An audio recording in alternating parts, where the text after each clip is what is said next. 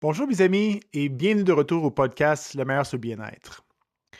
Dans les sortes de thérapies psychologiques qui existent aujourd'hui, il y a une méthode qu'on appelle la thérapie comportementale dialectique.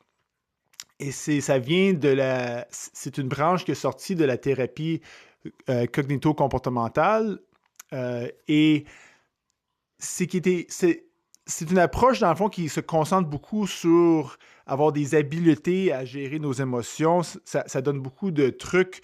Il y a beaucoup de devoirs. C'est moins une analyse de nos pensées, puis plutôt comment avoir des habiletés de bien gérer nos émotions.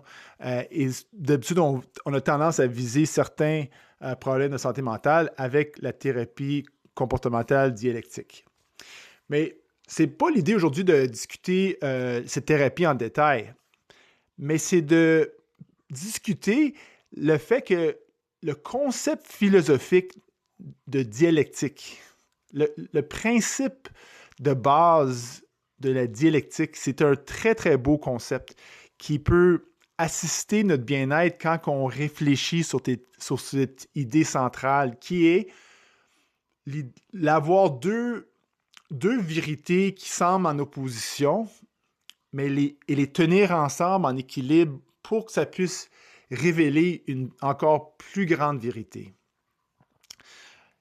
Un exemple simple qui vient dans la thérapie, c'est je m'accepte complètement avec compassion, comme je suis maintenant, tout est bien, je m'accepte complètement. En même temps, je vais poursuivre avec tout le courage que je peux de continuer de m'améliorer ou améliorer ma vie ou poursuivre un bien-être plus élevé. Fait que c'est quoi? Tu t'acceptes ou tu veux te changer? C'est quoi l'affaire? C'est quelle? C'est noir ou blanc. Parce que les humains, on aime bien ça, souvent penser en noir ou blanc.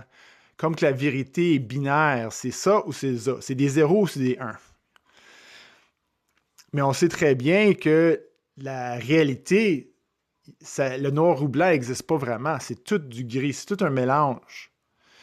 Même que dans la physique quantique ou l'information quantique, c'est pas, tu sais, nos ordinateurs digitales d'aujourd'hui, c'est des zéros ou des 1 qui donnent l'information. Mais les ordinateurs quantiques du futur, on n'a pas vraiment bien développé cette technologie encore, mais l'idée du quantique, l'information quantique, c'est que c'est une combinaison de 0 et 1. Fait que la réalité plus profonde est capable de tenir deux vérités, disons, qui sont en opposition, mais c'est ça l'idée, c'est ça le jeu qu'on veut faire, qui peut être très bon pour notre bien-être, de penser à différentes vérités qui semblent en opposition, puis juste les tenir ensemble pour qu'ils puissent révéler quelque chose de plus grand.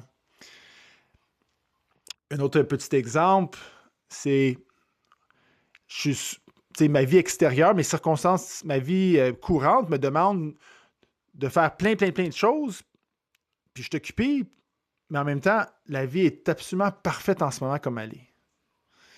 C'est OK, mais là, tu es occupé, tu veux adresser toutes sortes de choses pour continuer de supporter ta vie, modifier ta vie ou faire différentes choses que tu as besoin de faire, mais tu dis que c'est parfait en ce moment, puis tout est parfait comme ça l'est.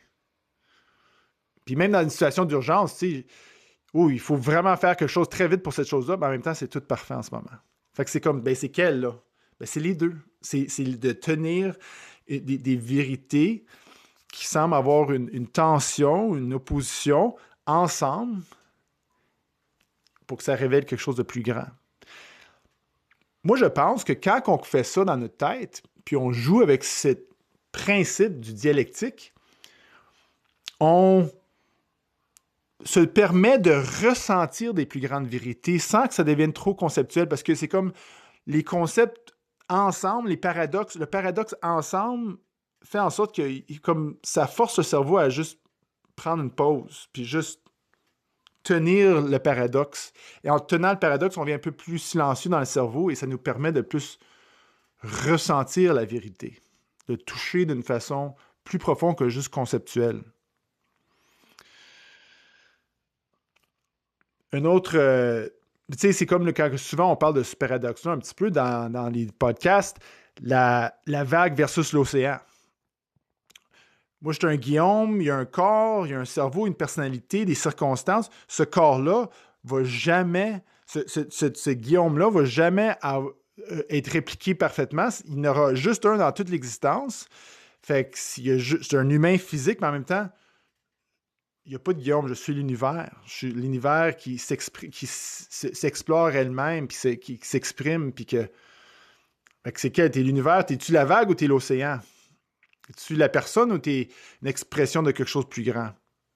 Ben, ça semble avoir un peu de tension entre les deux concepts. Mais l'idée, c'est de les tenir ensemble. Les tenir, puis jouer. Puis, fait que des fois, même quelqu'un, tu sais, qui. Tu sais, des fois, pas juger quelqu'un, en même temps, reconnaître une dysfonction, ça semble une petite tension. Tu sais, de reconnaître objectivement une dysfonction dans quelqu'un d'autre, mais sans se porter dans le jugement. C'est quasiment comme une. Mais des fois, on essaie de tenir les deux ensemble pour révéler quelque chose une compassion plus profonde. Il y a un enseignant spirituel qui m'a touché beaucoup dans ma vie, qui s'appelle Nisargadatta Maharaj. C'était un homme ordinaire qui a élevé sa famille dans la grande ville de Mumbai, aux Indes. Et pendant son temps de gérer une petite entreprise, d'élever sa famille, il a énormément d'introspection. Il a découvert une grande paix intérieure que, éventuellement, les gens ont commencé à venir le voir dans sa petite maison. Puis, éventuellement, dans ses cinquantaines, soixantaines, 70 ans, à chaque jour, il y a du monde qui venait le voir, puis il parlait, puis on commençait à enregistrer, puis écrire ce qu'il disait. Puis il y a un livre, I Am That, qui est sorti de ces conversations-là. Mais il y a un de ses paroles fameuses qui a dit « Quand je suis tout, c'est l'amour. Quand je suis rien, c'est la sagesse.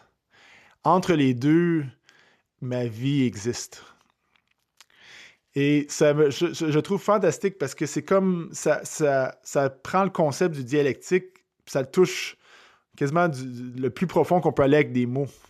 Il est-tu tout ou il est rien? Tu sais, dans son existence, fait que la façon qu'il perçoit sa propre existence, elle a un grand paradoxe, comme tout ou rien. Tu sais, mais c'est les deux en même temps. Alors, j'encourage qu'on tout ensemble, on joue avec de jouer à tenir des principes qui semblent en opposition, puis les tenir ensemble dans le paradoxe pour voir si on peut ressentir et toucher des grandes vérités dans notre réalité et en même temps bien supporter notre bien-être intérieur. Merci tout le monde. Je vous souhaite une très belle journée.